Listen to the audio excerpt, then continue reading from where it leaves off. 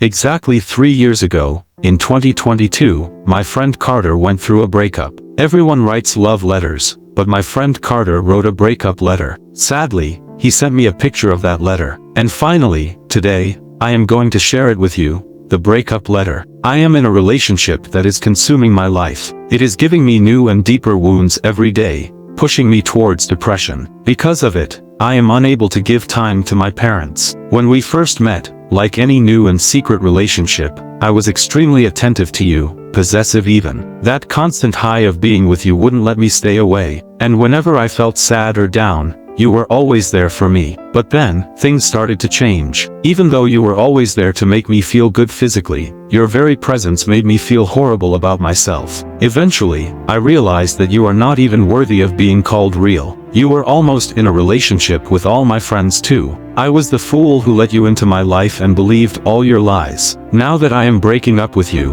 I know it's not easy, but I have finally gotten my family back.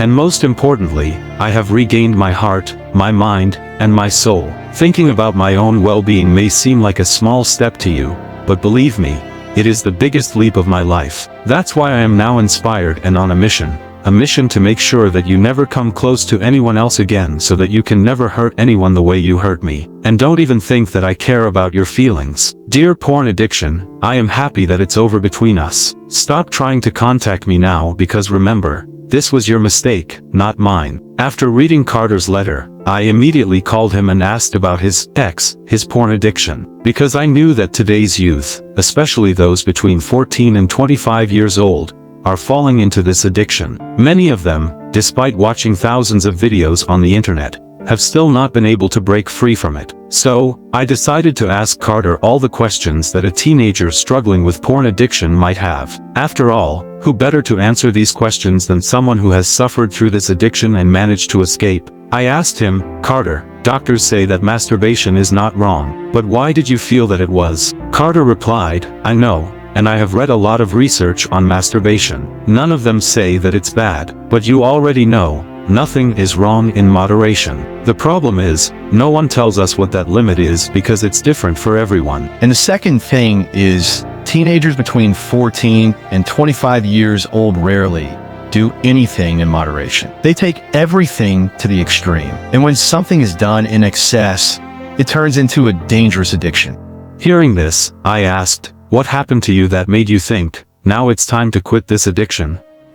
Or, in your words, why did you break up with it? Carter looked sad and began sharing incidents from his life. He said, my friends showed me such videos for the first time. In the beginning, I really liked them, but the moment I ejaculated for the first time, after a few moments of relief, I started feeling very bad about myself. I began hating myself, and this happened every single time. Soon, I started indulging in it excessively. As a result, I began feeling weakness in both my mind and body. I became irritable and started spending entire days alone in my room. My family members started distancing themselves from me. I lost interest in studying. And then, one day, due to excessive masturbation, I fainted. When I opened my eyes, I was in a hospital, and my parents were crying. Seeing them like that, my heart sank. That was the moment I decided I had to quit this addiction.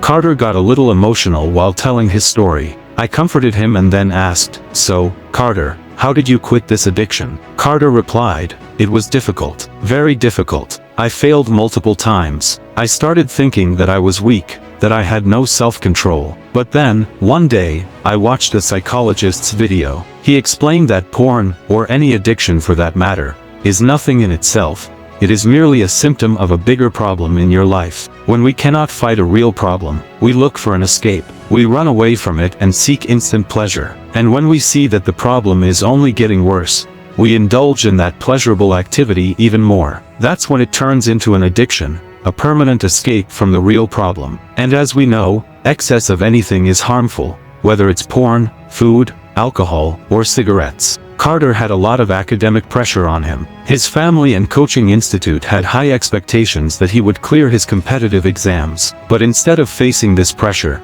he tried to escape from it. And that's how he fell into porn addiction. However, once he realized that his addiction stemmed from study-related stress, he stopped seeing studies as a problem. Instead, he made studying his ally. It became the tool that helped him overcome his addiction. It wasn't easy. He identified his triggers and eliminated them. He reduced his alone time, spent more time with friends, and practiced yoga and meditation to strengthen his self-control. And finally, when he had completely overcome his addiction, he gathered the courage to write the breakup letter that I read to you at the beginning of this video. Friends, you can quit any addiction. You just need to understand what problem in your life is making you run towards that addiction. If you focus on solving the root problem, your addiction will naturally leave you. I know, it's difficult, but it's not impossible. So, starting today, make a promise to yourself. Promise that you will throw every addiction out of your life that is making you weak like it did to Carter. Break up with it, and bring back happiness and freshness into your life. So, let's start today. Friends, if you like this video, don't forget to hit the like button and share it with all your friends. I'll see you in the next video. Till then, take care, love you all,